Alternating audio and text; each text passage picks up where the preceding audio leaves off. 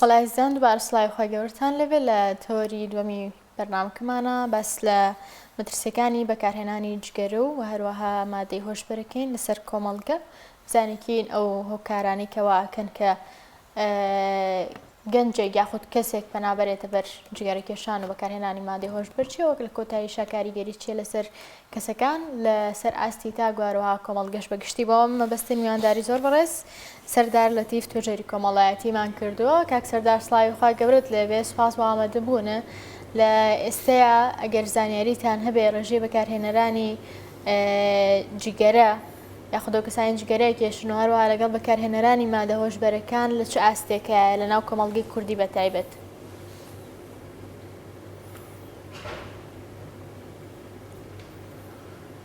بەناوی خوای گەورە میهرەبان سەلامی خوا لە ئێوە و لە بینەرانی کەناڵی پەیام هەڵبەتە خۆشحاڵم بۆ جارێکی دیکە لە شاری هەولێرەوە بە شێوەیەکی ڕاستەوخۆ لەگەڵ ئێوەی بەڕێزدام. بابەتی جگەرە وەکو دیاردەیەکی سەدەی بیستەم خۆی دەرخستووە و لەو کاتەوە تا ئێستا لە سەرتاسەری جیهان بەکارهێنانی بۆتە بەشێک لە فەرهەنگ و ڕۆژانە زۆر لە حەشیمەتی جیهان کە بەپێی سەرچاوەکان خۆی لە 1 ملیار و 200 ملیۆن کەس دەدات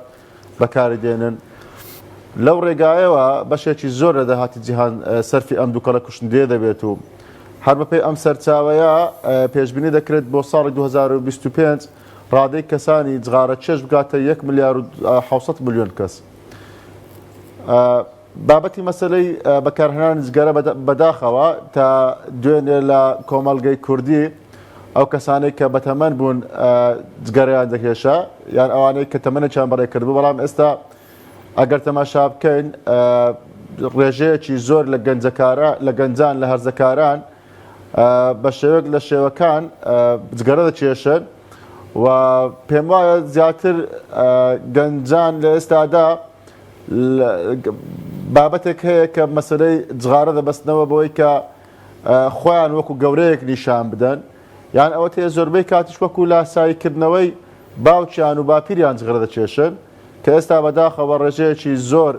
لە گەنجان جگەرە دەکێشن. مامۆستا سەردار، بەکارهێنانی جگەرە یاخود ئێستا نێرگەلەمانەیە یان ئەو مادە خۆشبەرانەی تر یان خواردنەوە کحولیەکان چی وە ئەکات گەنجێک ئەوەندە بە ئاسانی بتوانێت هەم دەستی پێی بگا هەم بەکاری بێنێ، یان هیچ ترسێکی نەبێ لەبەرەوەی زانیاریمانە لەسەریان بۆمان ڕوو نەکراوەتەوە یاخود وەکو باست کرد بۆەوەی پۆز لێ بدەین و ئێمە گەورە بووین و ئاتوانین جگەرە بکێشین یاخود ماوادی تر بەکاربێنین؟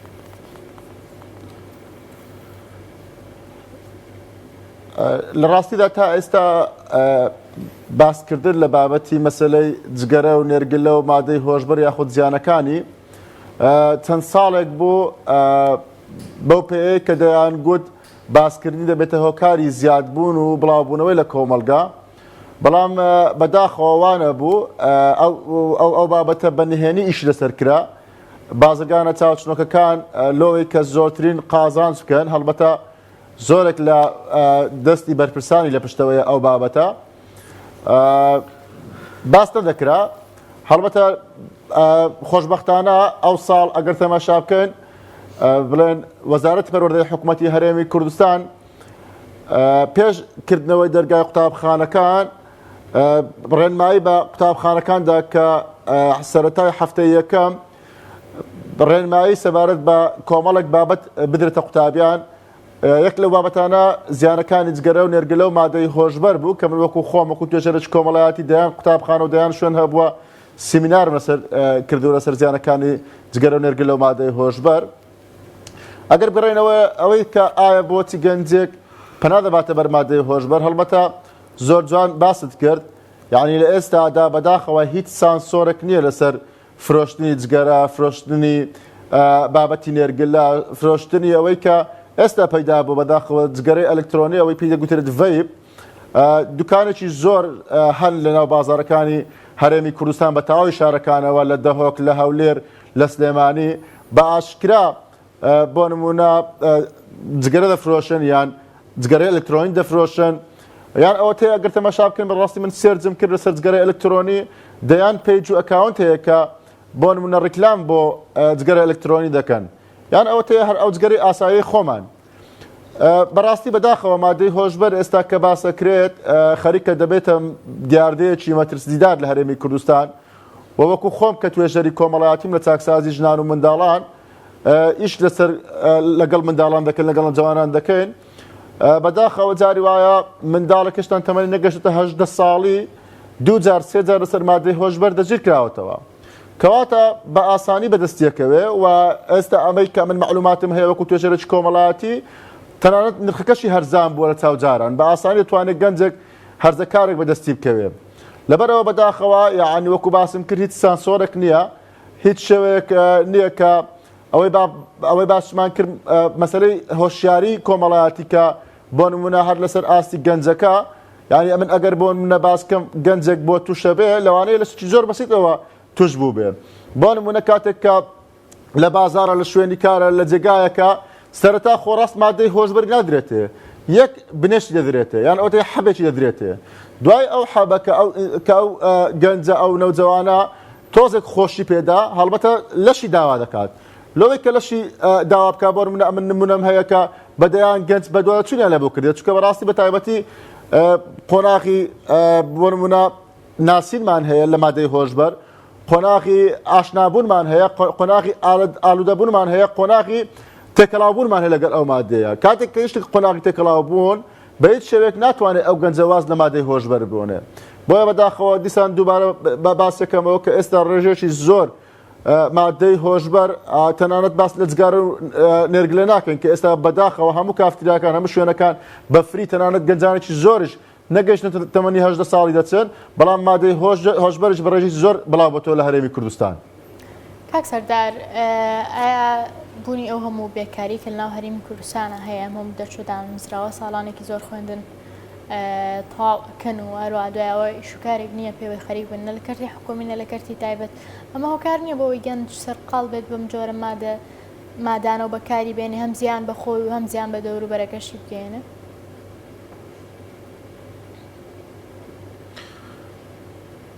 بابەتێکی جوانت وروژان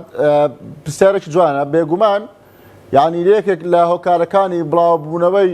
مادەی هۆشبەر لە هەموو وڵاتان کە من بۆ خۆم بە تەواتی خوێندومەتەوە بێکاری کۆمەڵک لە گەنجانن بەڕاستی گەنجێک کە بۆ نمونە لە بەیانیەوە هەتا درەنگانی شەو بێکارە هیچ ئیشێکی ئەوتۆی نییە هیچێکی ئەوتۆ نییە کە پێوە مەشغوڵ بێ بێگومان هەموو کات من وتومە کاتی فراخ هۆکارە لە ئەوەی کە مرۆڤ بیر لە شتێکی خراپ بکاتەوە جانەک گەنجێک مرۆڤێکی کامڵش بەڕاستی کە کاتی زیادی هەبوو کاتی زۆری هەبوو یعنی بەداخەوە بیر لە شتێکی خراپ بکاتەوە لەبەر ئەوە گەنجێک کە بۆ نمونە بیاوێت یان ئەوە تێجێبجار وایە بە مەبەستی دەستکەوتنی پارەیە بازرگانێکی زۆر هەن لە هەرێمی کوردستان بەڕاستی ئەو مادەیەوە لە ڕێگەی گەنجانەوە بڵاو دەکەنەوە بۆ نمونە بڕێک پارەی پێدەدا لەگەڵ ئەوەی کە لاوانەیە سەرەتا ئالوودەی بکە ئەو گەنجە ئالوودە دەکا بەوەی کە مادەی هۆشبەر کەمێکی دەداتێ بە بەلاش یعنی نمونەمان ئەوها زۆر بووە پاش ئەوەی کە ئالوودەی کرد پاش ئەوەی کە ئەو گەنجە بڕێک مادەی هۆشبەری بەکارهێنا و لە لەشی ڕاهات بێگومان لەش داوای مادەی هۆشبەری زیاترەکە بۆیە ئەو گەنجەکە بێپارەیە باشە ئیشی نییە کاری نییە یان ئەوەتەیە دەبێت کەسێک یعنی بۆ نمونە دزی بکە یان ئەوەتەیە کەسێک بکوژێ یان ئەوەتەیە هەر شتێکی خراپ بکات لەوەی کە پارەی دەستکەوێ پنا دەباتە بەر ئەوەی کە ئەو بازرگانە چاوچنەوە کە دووبارە و سێبارە دەکەمەوە بەکاری بێنێ دەستی بەسەردا بگرێ لۆ ئەوەی کە هەم ئەو مادە هۆشبەرێک کە هەیەی بەسەر پێدا بڵاو بکاتەوە هەمش وەکو خۆی ئالوودەی بکات و چی بوێ لە هەر مەجالێک بەکاری بێنێ زۆر باشە کاک سەردار چکە لەوە گەنجان جاری وایە باسیەوەکەن کە کاتێک خەمخەفەتێکیان هەیە کێشەیە مشکلەیەکیان هەیە پەنا بنە بەر ئەم مادانە و وەکو خۆیان ئەڵێن سەرگەرمیانەکە و کێشە مشکلەکەیان بیرەباتەوە مە لە ڕووی زانستیەوە چەندێک ڕاستەوە ئەو حاڵتانی کە ئێوە بینیوتانە چەندێکی هۆکارەکەی ئەم بابەتە بووە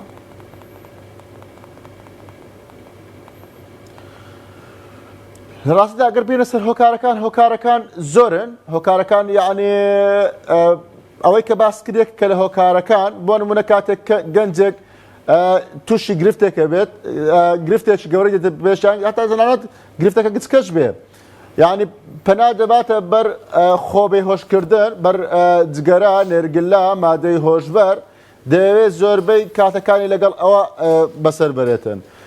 بیر لەوە ناکاتەوە کە بۆ نمونە نەک ئەوە هۆکار نیە بۆ چارەسەرەکە یان چارەسەر نییە بەڵکو هۆکارێکە بۆ ئەوەی کە دەیان مشکلە و گرفت لە دوای ئەوەی کە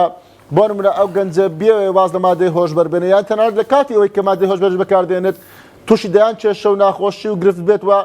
گرفتەکە گەورەتر بێ بەڕاستی ئێمە ئەگەر گرفتێک یان گەنجێک کە کاتێک کێشەیەکی هاتە پێش ضرورە کێشەکە وەکو خۆی قبول کات چونکە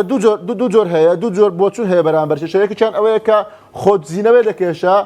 یەکیان ئەوەیە کە ئەو گەنجە یان ئەو هەر کەسێک کە کێشەیەک مشکلێک لێ بۆ دروست دەبێت ئەو کێشەیە وەکو خۆی وەرگرێ وەکو خۆی قبول کە ئەگەر وەکو خۆی وەرگرت و وەکو خۆی قبولی کرد دەتوانێت بە ئاسانی چارەسەری بکە بەڵام ئەگەر خۆی دزیەوە بە تایبەتی لە ڕێگای بەکارهێنانی مادەی هۆشبەر جگەرە و نێرگلە بێگومان بەکەلەوەی زیانی زۆر خراپتری هەیە وەکو باسم کرد نەک دەبێتەوە ئەو چارەسەر بەڵکو کێشەکەی دەکەتە قەیران و قەیران گەورەی ڕوبەڕوو دەبێتەوە مامۆستا سەردار ینی دوو بابەتێر دانی حەزەکەم بەڕاستی وەکو توێژەرێکی کۆمەڵاتی تا چەندێک کاریگەریان لەسەر گەنجانە بێ زۆر جار لە مەجلیسەکان دادەنیشین ئەوە ساڵانی زوو لە دەڤەری توانم بڵێم بتوێن شارە زوور پێنجوێن باڵەکایەتی توتن دەکرا ساڵی هەفتاکان و هەشتاکان و توتنێکی واژ و ژن و پیا هەموو جگەرەی دەکێشا گێڕانەوەی ئەم یاداشتانی ڕابردوو تا چەندێک وا لە گەنجی ئەم سەردەمایەکە پێی وا بێشتێکی باش بوو باو با پیرانی جگەرەی کێشاوە ئەمە یەک دووش بە کللتورکردنی جگەرە کێشان لای گەنجان بە تایبەت لە دراماکان کە دۆبلاژی زمانی کوردیەکرێ من لە چەند تەلەڤیزیۆنێک بینیومە کارکتەرە سەرەکیەکان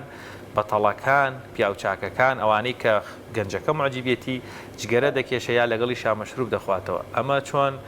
بەدەستی خۆمان ئاراستە دەکەین بێوی خۆمان بزانین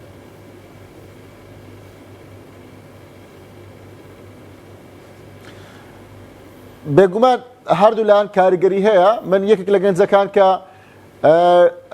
لە کاتێک لە سیمیارەکان باسم کرد وتی مامۆستا من بە حیاتی بۆ نمونە جگەرەم نەکێشاوە و پێم خۆش نییە کە نان دەخۆم یان ئەوەتە قەت دەست لە جگەرەش دەم پێم خۆش نییە کە نان دەخۆم جگەرە لە پێشم بێ دەڵێ هەمیشە تەبلەکم لا بردووە لە پێش بابم لەوەی کە ئەمن نانەکەم پێ بخورێ یان ئەوەتەیە بمەوێ ماڵەکەم خاوم کاتەوە بابم دەڵێت کوڕم وەڵاهی بێبەختی منە منداڵی عالەمێ بە پاکەت لەناو بەرشتیا توش ڕق لە جغارە دەبێتەوە یعنی پێم وایە دیسان ئەو کەلتورە ئەو فەرهەنگەی کە باو باپیرانمان وەکو کەلتور بەجان هێشتووە بۆ ئەمە بە تایبەتی ژمارەیەکی زۆر لە باو باپیرانمان ئەگەر تەماشا بکەین کابرا ئەگەر جغارەی نەچێشابا ڕەنگە وا بیندرابە کە لە ئاستی پیاوەتی کەمەکاتەوە بۆیە باوکێکی ناشارەزا باوکێکی لەگەڵ ئەو پەڕی ڕێزم لەوانەیە هۆشیاری نەبوو بێ لەبارەی زیانەکانی جگەرە و نێرگلەوە بە تایبەتی کە جگەرە هەبووە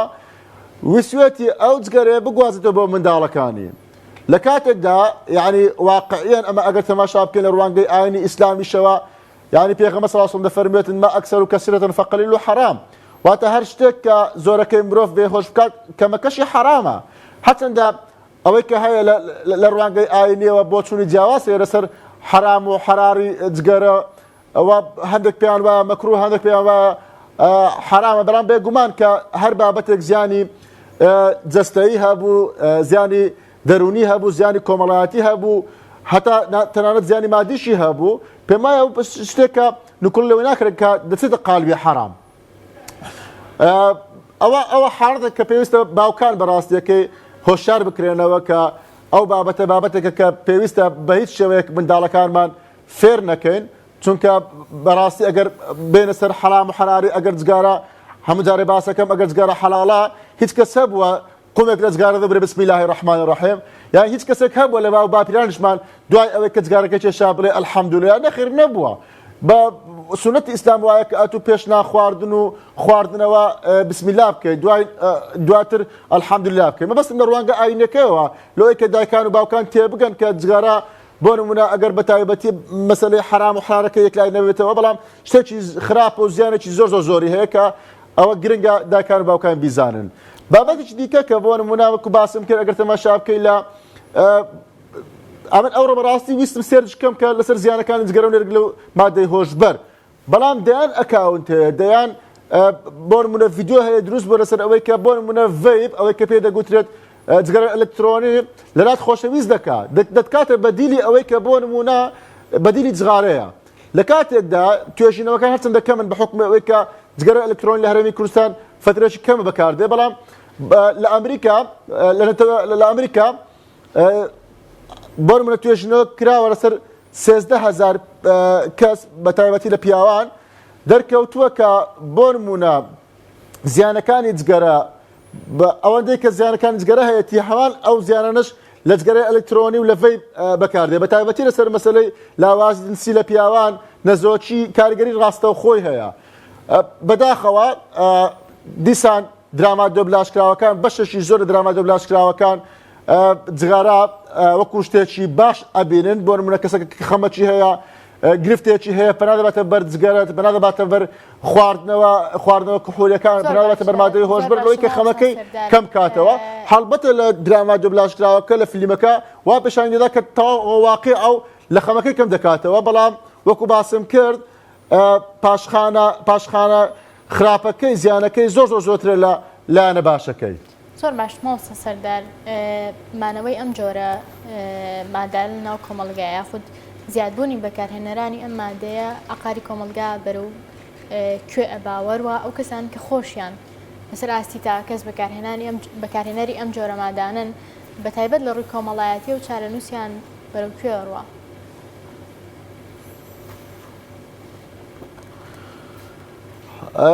لە ڕاستە کاریگەری خراپەکانی مادەی هۆشبەر پشتکردنە خێزان و خانەوادەیە پیاوانێکی زۆر لە ئێستادا کە بۆ نمونە مادەی هۆشبەر بەکاردەهێنن خێزانەکانیان پشتیان لێکردوون لە چاکسازەکان هەن لە ئاسایشان هەڵبەتە ناو کۆمەلگاش کەسانی قێزاونن کەسانێکن کە خەڵکێکی زۆر خۆشیان ناوێن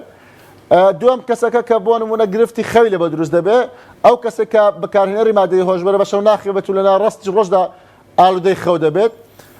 بێمەیلی بۆ خۆراک پوکانەوەی گورچیلە بە فشار میسکردن ئەوە هەموو زیانەکانی تەندروستیە ڕەشبوونی لێ و شێوانی بیلبیلەی چاو و شێواندنی پێست و زوو پیربوون یعنی من دەمەوێت گەنجانێکی زۆر هەن بۆ نمونەکە لەسەر بەکارهێنانی مادەی هۆشبەر دەستگیرکراون یعنی بەس ڕنگ و ڕوویان ببینی ڕنگڕۆکی زۆر ناشیرنە زۆر زەعیفن زۆر چورچن زۆر لاوازن ددانەکانیان ددانێکی یعنی لەگەر باسی نیشانەکان بکەم دانێکی تێکشکاوە دانێکی ناشیرنە دانمونە لە جۆرانمان هەیە هەڵبەتە کاریگەری لەسەر دڵ دەبێ گەورەبوونی دڵ و پاڵەپەستۆی خوێن کە بۆ نمونە تووڕەبوون ئەو کەسانێک کە بۆ نمونە مادەی هۆشبەر بەکاردێنن ڕەنگە لە کاتێکی ئاسایی بە شتێکی زۆر بەسیط تووڕەبوون لۆیە بەڕاستی بەداخەوە لە ئێستادا وەکو باسم کرد سانسۆرێکی ئەوتۆنی لەلایەن حکوومەتی هەرێمی کوردستانەوە کە بۆ نمونە من ئەوەی کە وەکو معلوماتم هەیە یعنی دەربازەکان بەڕاستیەکەی لەسەر مادەی هۆشبەر یعنی لە ڕێگای واستە و واستەکاریەوە لە ڕێگای بەرپرسانی نابەرپرسی ئەم هەرێمەوە ژمارەیەکی زۆر لە مادەی هۆشبەر داخلی هەرێمی کوردستان دەکرێت و دەوروبەریشمان بەداخەوە لە هەم خواروی عێراق هەم ئێران و کە نزیکە لە ئەفغانستان کە ئەفغانستان بە بەرهەمهێنەری مادەی هۆشبەر دادەنرێت دیسان هۆکارە لەوەی کە بتوانرێت ژمارەیەکی زۆر لە مادەی هۆشبەر داخل بکرێت بۆیە من هەمیشە وتومە بەڕاستیەکەی تاکپەرستی وان خودپەرستی کە ئینسان بێوێ خۆی خۆش بێ بە هیچ نەوعەک نزیکی مادەی هۆشبەر نەبێتەوە و بەڕاستی زۆر زەرورە خێزان دایک و باوک ئەرچی یەکەمیانە کە بۆ نمونە هەر نیشانەیەک لە نیشانەکانی مادەی هۆشبەریان لە منداڵەکانیان بینی بە زووترین کاتلایانی بەرپرس ئاگادارکردنەوە لەو بابەتە چونکە واقعیان ئەگەر بە شێوەیەکی ڕەش بین تەماشای وەسعەکە بکەن کە لە سنوورەکان هەیە بەڵام داخلی هەرێمی کوردستانیش ئەگەر چی تا ئێستا بنکێکی تەندروستی چارەسەری ئالوودابووانی مادەی هۆشبەرمان نییە بەڵام هیچ نەبێت بۆ نمونە لە چاکسازەکان بۆ ماوەی 6 مانگدا دادەبرێن لە بابەتی نزیکبوون لە مادەی هۆشبەر چونکە بەڕاستی چارەسەریەکان قورسن تەنانەت ئەوەی ئێستا لە هەرێمی کوردستان هەیە بەس دوورکەوتنەوەی ئەو کەسانی لە مادەی هۆشبەر بۆیە خێزان زۆر گرنگە بەڕاستیەکەی داک و باب هۆشیاری هەبێت لەسەر مادەی هۆشبەر چونکە بەڕاستی ئێستا گەنجێکی زۆر ئالودەی مادەی هۆشبەر بۆ ناتوانێت بە ئاسانی واسی لێبێنێ بۆیە دەکرێت ئاگامان لە منداڵەکانمان بێت لە نزیکەوە داک و باب بۆ نمونە من واقعەت پێ بڵێم کە من هەفتەی ڕابردوو لە شەوێک لە شەوەکان تا دوو شەو لە کەسێک بوویمە دەڵێ مامۆستا بە هیچ شێوەیەک تا ئێستا بابم هیچ وشەیەک یان لە نزیکەوە هاوڕێم نەبووە و هەروچی ویستیتم بە ئاسانی کردوتم بۆیە زەرورە کە دایکان و باوکان لە نزیکەوە ئاگاداری منداڵەکانیان بن لە هەر کاتێک لە هەر کاتەکان هەستیان پێکرد دکتۆری دەرونی هەیە دەتوان سەردانی دکتۆری دەرونی پێ بکەن و لە هەمان کاتدا ئەگەر گەیشتە ئەو حاڵەتێک کە نەتوانرا منداڵەکە کۆنتترۆل بکرێت واقعیان لانی بەرپرسی لە ئاگدار بکەنەوە لۆی کە بتوانرێت حلێک بۆ ئەو مۆزوع بدۆزرێتەوە. ماوەسا سەردار ینی سەرباری هەموو ئەم بابەتانش بەڵام لە کۆتاییە زۆر جار یاسا پەروەردەوە کا مرۆڤەکان ئەوەی بە پەروەردە کامڵ نەبوو بە یاسا کامڵتریە کاول بەڵام کێشەکەمان لێرە لە کوردستان یعنی لە پەروەردەیە زۆر کەم گرنگیمان بۆ بابەتەداوە و ئەمەش هەر ئێساییشی لێ بکەنەوێ بۆ خەمی 10 ساڵی داهاتوومان. لەلایەکی تریژ یاسایە یعنی جگەرە فرۆشتن بە مناڵانی خوار تەمەنی یاسایی یا خۆت فرۆشتنی مادە هۆشبەرەکان ینی گرفتەکە لێرەیە بێسەروبەریەکی زۆر هەیە لە کۆتایە گەنجەکان قوربانین بەڕای تۆ یاساکان لاوازیان هەیە بیان هەنوو جێبەجێ ناکەین یاخود نیمانە بێ دابنرێ یا هەمانە پێویستی بە هەموارە چکە هیچ مارکێتێک نییە لە کوردستان بە ڕێژەیەکی زۆر کەم نەبێ ڕەنگە سەتایەکی تێیدا ڤایپ و جگەرە و کەلوپەلی نێرگەلە نەبێ یاخود هیچ کۆڵان و گەڕەکێک نییە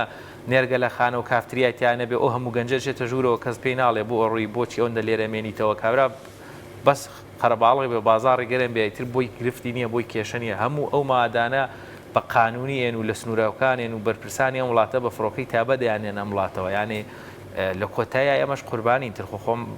کەوینە ناو مەوجەکەەوە و پێوە ئەبی.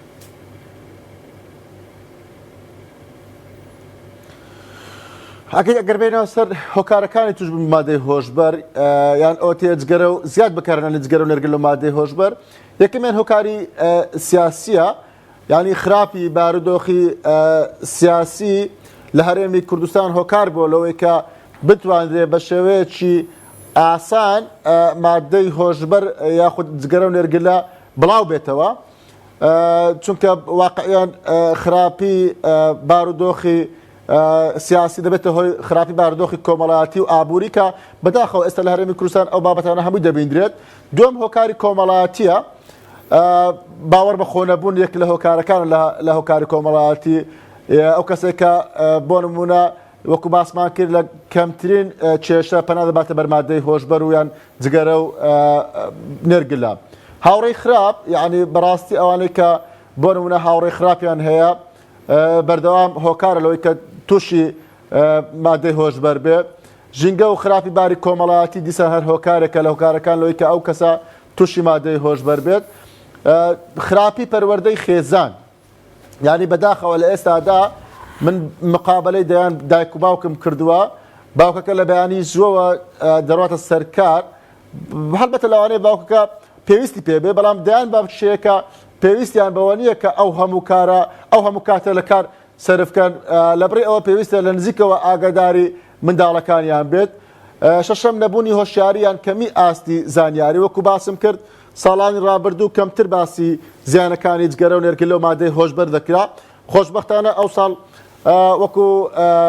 زووتریش باسم کرد وەزارەتی پەروەردەی حکوومەتی هەرێمی کوردستان